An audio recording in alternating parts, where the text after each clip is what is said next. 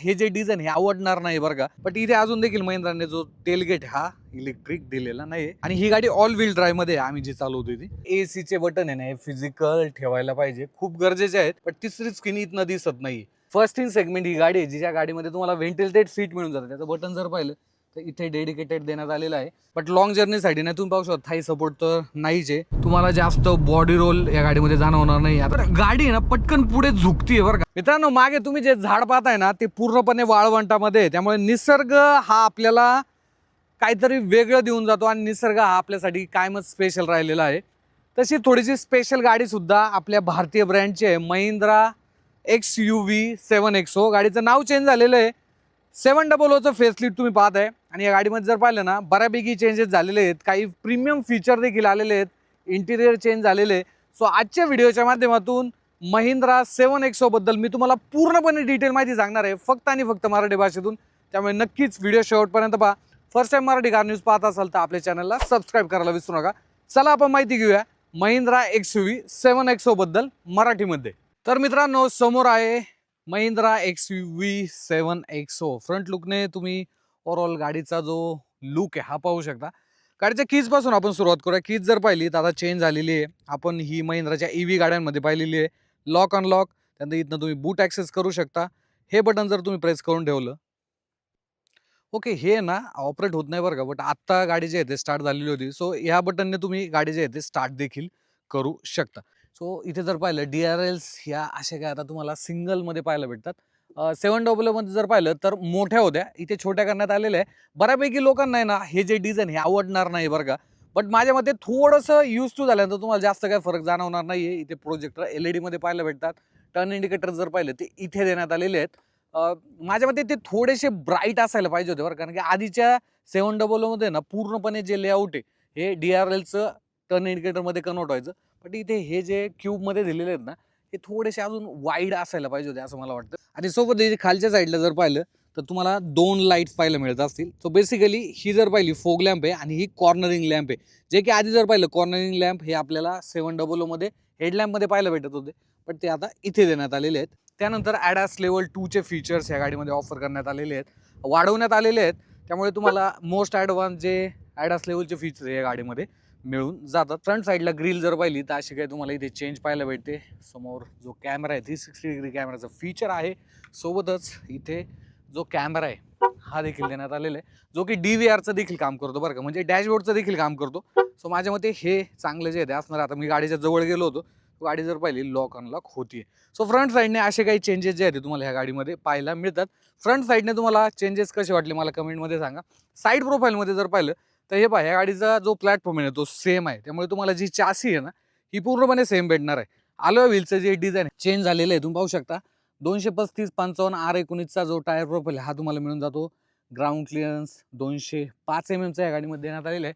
Flush type door handle आहे, जे की गाडीच्या जवळ जर आपण गेलो किंवा गाडी अनलॉक जर गेली तर पाहिलं सो अशा पद्धतीनं जे डोअर आहेत हे लॉक अनलॉक होतात. ओआरएम जर पाहिले इलेक्ट्रिकली जे आहे ते ॲडजस्टमेंट आहे. सोबतच जेव्हा तुम्ही गाडी स्टार्ट करता त्यावेळेस हे बाहेरच्या साईडला येतात. सो असं काय आहे, ॲड्रोना X आहे ना बेस मॉडेलपासून या गाडीमध्ये मिळणार आहे. या गाडीमध्ये ॲड्रोना X प्लस देखील मिळतं बरं का. गाडी 2 फ्यूल ऑप्शनमध्ये आहे, पेट्रोल आणि डिझेल. रिअर प्रोफाईलमध्ये जर पाहिलं तर गाडीचा ओव्हरऑल जो लुक आहे हा असा काय पाहायला भेटतो तुम्हाला. मला असं वाटत होतं की महिंद्रा आहे ना कनेक्टेड देईल, कारण की आता सध्या जर पाहिलं सर्वच कार कंपनी कनेक्टेड जे टेल लॅम्पचं डिझाईन आहे ते देत आहे. बट इथे जर पाहिलं तर महिंद्राने तसं केलेलं नाही आहे. जो आधीचा टेल लॅम्पचा सेटअप होता त्याप्रमाणेच आहे, बट इथे म्हणजे साईज तर तेवढीच आहे, बट जे डिझाईन हे चेंज करण्यात आले तुम्ही ओव्हरऑल पाहू शकता.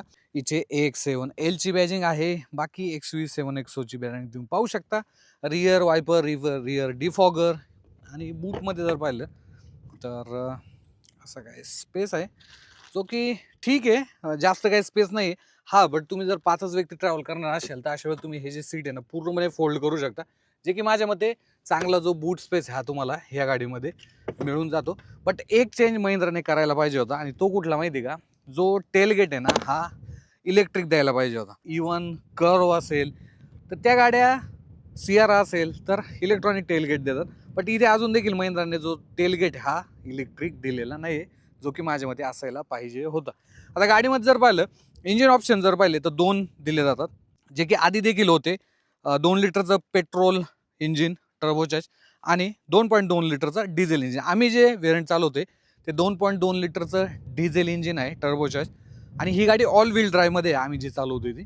आणि मॅन्युअल आणि ऑटोमॅटिकमध्ये दोन्ही देखील तुम्ही घेऊ शकता. एक्झॅक्ट प्राइसिंग तुम्हाला डिस्क्रिप्शनमध्ये मिळून जाईल. सो बाहेरच्या साईडने जर पाहिलं तर असे काही चेंजेस जे आहेत ते तुम्हाला या गाडीमध्ये पाहायला मिळतात.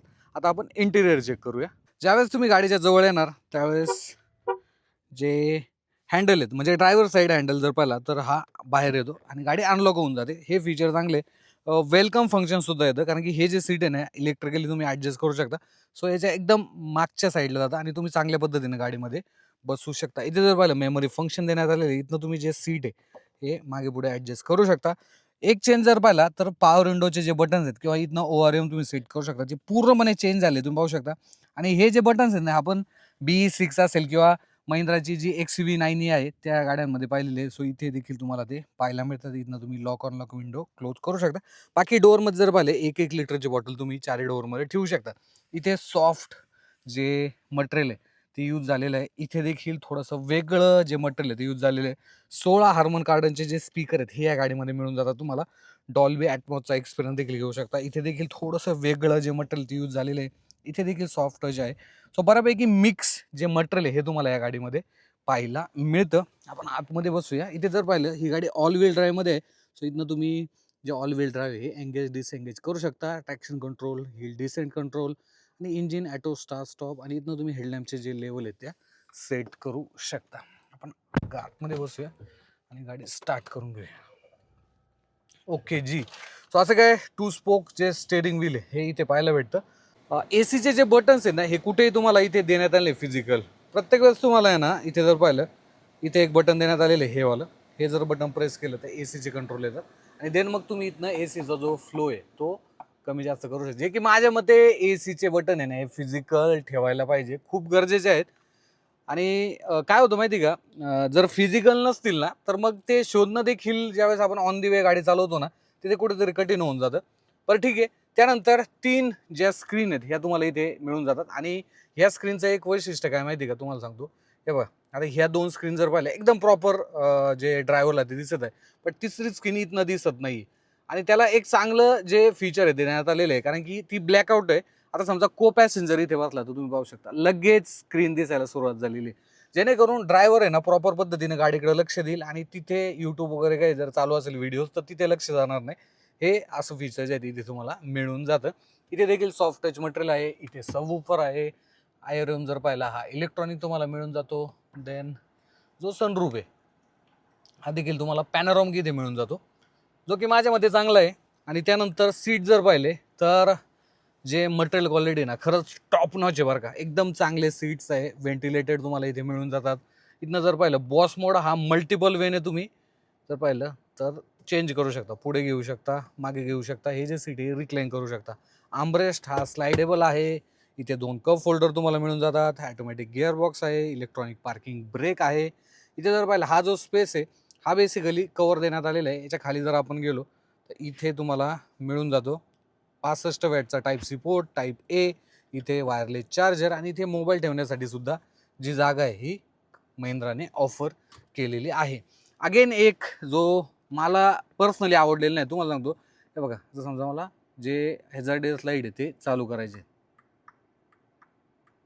तर ते चालूच राहतात. ते तुम्हाला थोडक्यात येत येतो वाईडमध्ये करतो मी. येस आता समजा जर पाहिलं आता हॅझार्डियस ज्या लाईट्स आहेत त्या चालू आहेत. ओके आता मी इथं टच करतोय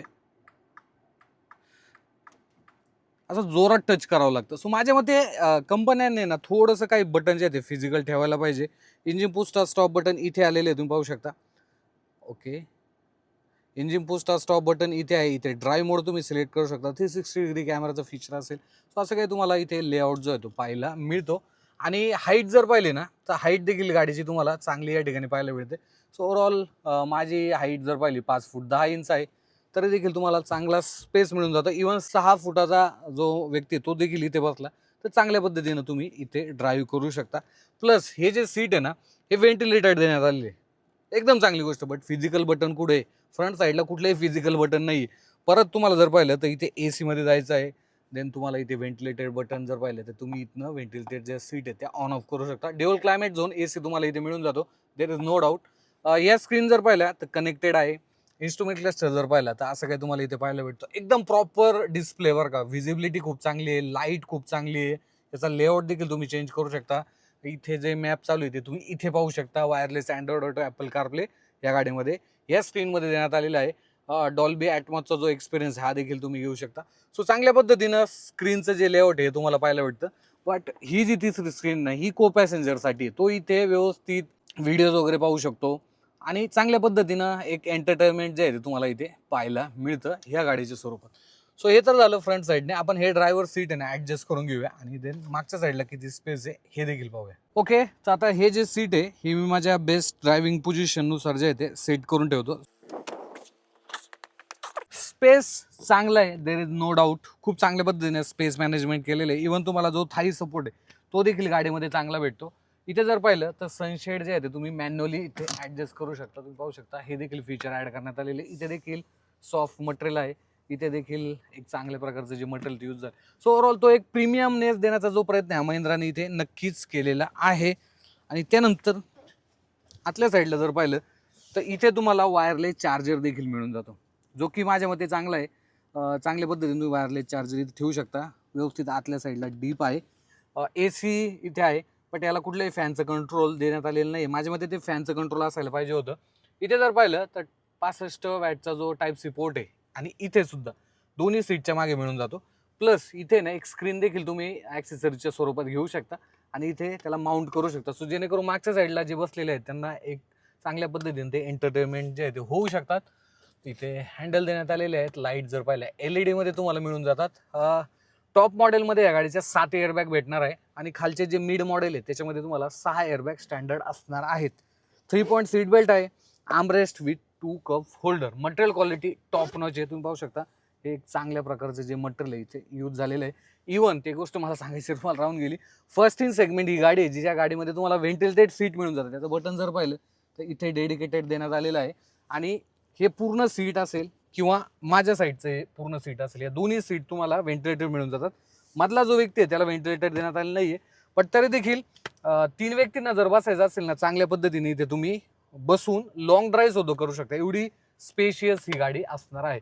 थर्ड रो मध्ये जर तुम्हाला जायचं असेल तर 1 टच डंबल जे सीट आहे हे तुम्हाला इथे होऊन जातं. सो इथे जर पाहिलं तर ठीक आहे, ॲडल्ट थोड्याशा डिस्टन्ससाठी इथनं ट्रॅव्हल करू शकतात. बट लॉंग जर्नीसाठी नाही. तुम्ही पाहू शकता थाई सपोर्ट तर नाहीच आहे. बट ॲडजस्टेबल जो हेडरेस्ट तो देण्यात आलेला आहे. 2 ॲडल्ट इथे बसू शकतात शॉर्ट जर्नीसाठी 1.5-2 तासासाठी, त्याच्यावर नाही. आणि डेडिकेटेड तुम्हाला AC इथे देण्यात आलेला आहे, जो की तुम्ही इथनं फॅन जो आहे तो त्याचा ॲडजस्ट करू शकता. इथे फॅनचा जो फ्लो देण्यात आलेला आहे. 12 व्होल्टचं पॉवर सॉकेट तुम्हाला इथे मिळून जातो. कुठल्याही मागच्या साईडला टाईप सी पोर्ट देण्यात आलेलं नाही. वरती जर पाहिलं ऑलवेज महिंद्रा रूपमध्ये हे साऊंड देतात. सो ते इथे देण्यात आलेले. पण आता हे तर झालं गाडीबद्दल. आता गाडी ना थोडीशी चालूया आणि चालवण्यामध्ये काही चेंजेस वाटते ते देखील पाहूया. ओके, तर मित्रांनो नवीन महिंद्रा XUV 7XO बऱ्यापैकी मोठं नाव झाले. 700 कसं असं पटकन यायचं तोंडामध्ये. पण ठीक आहे, आता गाडीचं नाव चेंज झालेलं आहे. गाडीच्या सस्पेन्शनमध्ये सुद्धा चेंज झालेलं आहे. स्टेअरिंग व्हील तुम्हाला नवीन इथे पाहायला भेटतं आणि समोरचा रोड पहा. आता हा बेसिकली आहे ना पाकिस्तान बॉर्डरपर्यंत जातो बरं का. इथनं पाकिस्तानची जी बॉर्डर आहे ना एक अराऊंड 70 किलोमीटर आहे. बट आम्ही जास्त तिथपर्यंत जाणार नाही होत, नाही तर मग काय व्हायची आपली भांडणं व्हायची त्यांच्यासोबत पाकिस्तानवाल्यांसोबत. त्यामुळे ते नको. बट ठीक आहे, जोक सपाट. गाडीबद्दल बोलूया.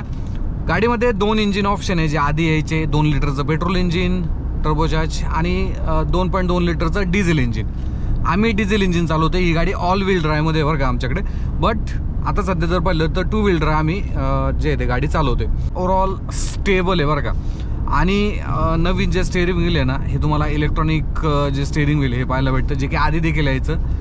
पण आता प्लॅटफॉर्म हा जुनाच आहे. हे गाडीचं मेजर फेसलिफ्ट आलेलं आहे बरं का. त्यामुळे भरपूर लोक वाटत असेल की यार हे न्यू जनरेशन आहे, सगळं काही चेंज झालं असेल. हा चेंजेस बऱ्यापैकी आहेत, बट नेक्स्ट जनरेशन नाही आहे. आधीचा जो प्लॅटफॉर्म आहे तोच या गाडीमध्ये यूज झालेला आहे.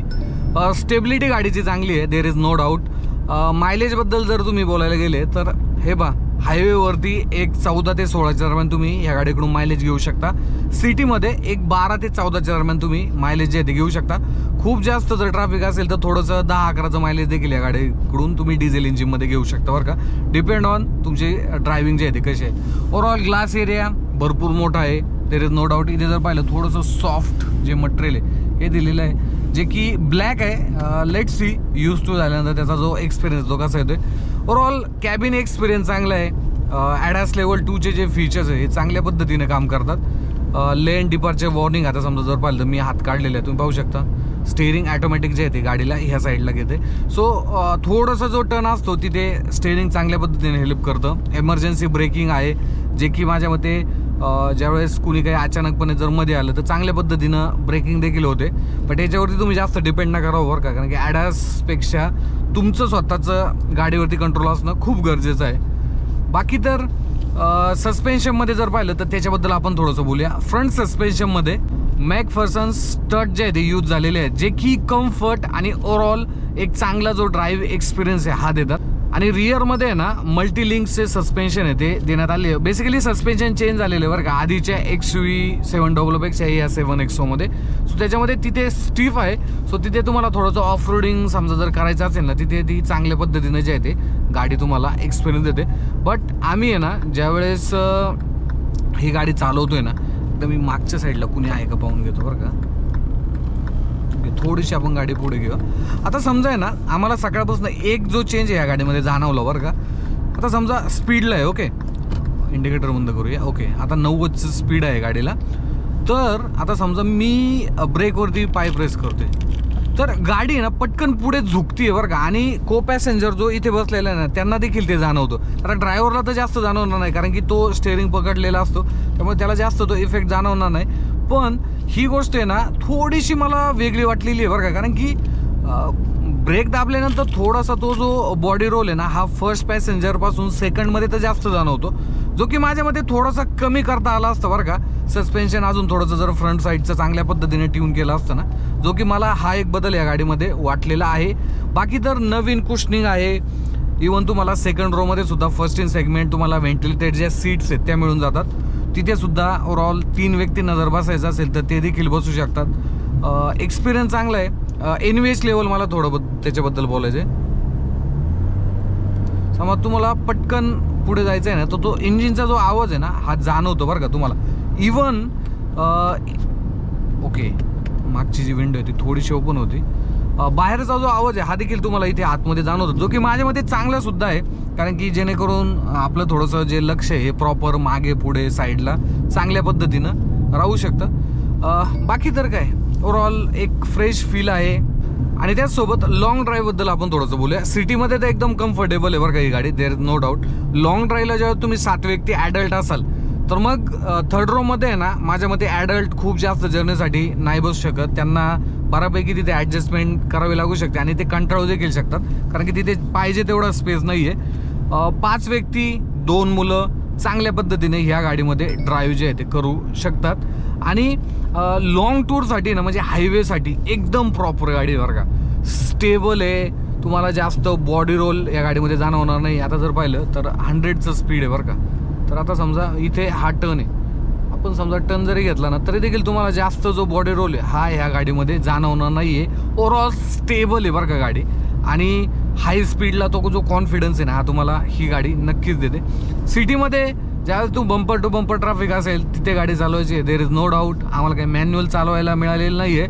बट माझ्या मते तुम्ही जर गाडी घेत असाल ना आणि तुमचं रेग्युलरली रनिंग असेल तर माझ्या मते तुम्ही ॲटोमॅटिक गिअरबॉक्स या गाडीचा प्रेफर करणं गरजेचं आहे. कारण काय होतं मॅन्युअलमध्ये ज्यावेळेस गाडी यूज टू झाल्यानंतर क्लच देखील हार्ड होतो आणि मग तिथे कुठेतरी तुम्हाला तो जो जास्त जर रनिंग झालं तर मग तिथे कुठेतरी सारखा क्लच दाबून दाबून पाय दुखणे, कंटाळा येणे हे देखील असतं.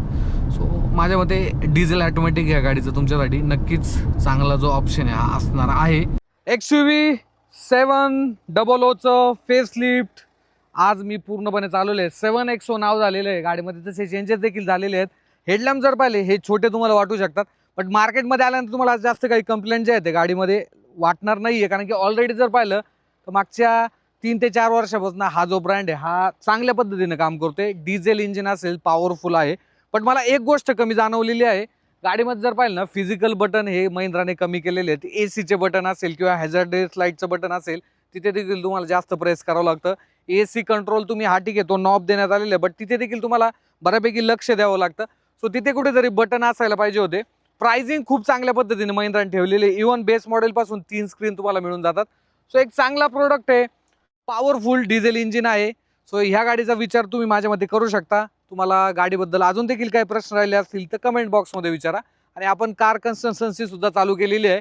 सो त्याचा देखील फॉर्म तुम्हाला डिस्क्रिप्शनमध्ये मिळून जाईल. भेटूया पुढच्या असेल एका नवीन व्हिडिओमध्ये. धन्यवाद.